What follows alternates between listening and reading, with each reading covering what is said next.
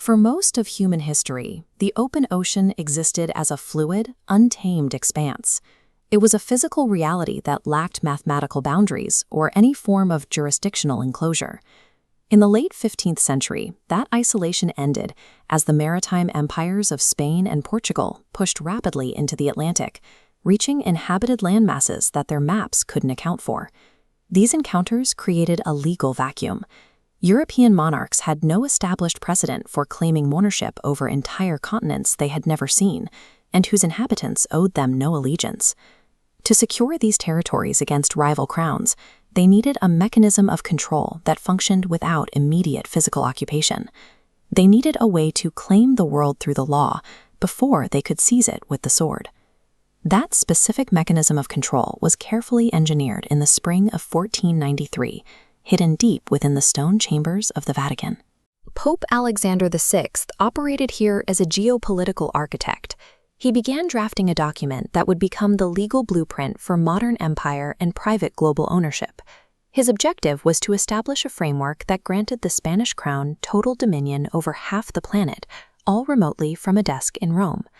This was the birth of jurisdictional sorcery, a system of administrative fiat designed to transform abstract geographic coordinates into enforceable property. This document is the papal bull Inter Caetera.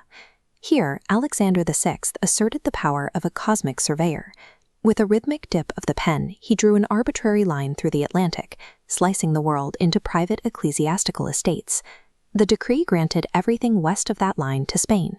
By the time the ink dried, millions of square miles of ocean and land had been titled and distributed as divine real estate. It was the moment the physical horizon was legally enclosed. A man who would never set foot on these continents had effectively titled them to the Spanish crown through the ritual of administrative ink. Jurisdictional sorcery relies on a logic system where rights are generated through metaphysical claims rather than physical stewardship.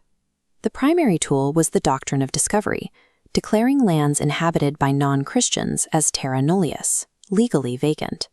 The physical presence of indigenous populations was legally erased, their homelands overwritten by a grid of European titles, transforming sovereign territory into private assets. To manage these vast, distant estates, the law required a new entity, one that wasn't a living human, capable of holding titles indefinitely across generations. This necessity birthed the concept of corporate personhood, an immortal, artificial legal actor designed to operate where the crown could not physically be.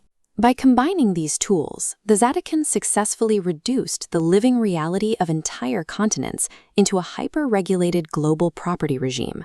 This nautical chart shows the result. The imaginary meridian drawn in Rome is forced onto the fluid reality of the Atlantic, slicing through the waves with mathematical precision.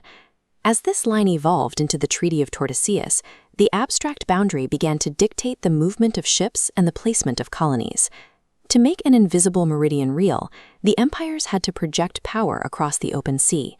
This brass astrolabe represents the technological push to enforce that line. Navigators were tasked with the impossible, measuring and monitoring an invisible, theoretical wall on the surface of an ever-shifting ocean. Because the legal spell of the Vatican had no physical presence, it necessitated the immediate creation of a maritime surveillance apparatus. The ink in Rome directly mandated the presence of cannon and sail on the high seas. Armed wooden galleons became the physical manifestation of the surveillance state.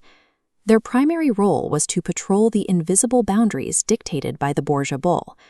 This effort transformed the global commons into a grid of jurisdictional checkpoints. The ocean was no longer a wild space, it was a series of private lanes subject to remote administrative control. The events of 1493 successfully decoupled the idea of sovereignty from local stewardship. Ownership was no longer derived from living on the land, but from the possession of a parchment generated 500 years ago. Today, the legacy of that single piece of parchment remains the hidden operating system of international law, determining who truly owns the physical world.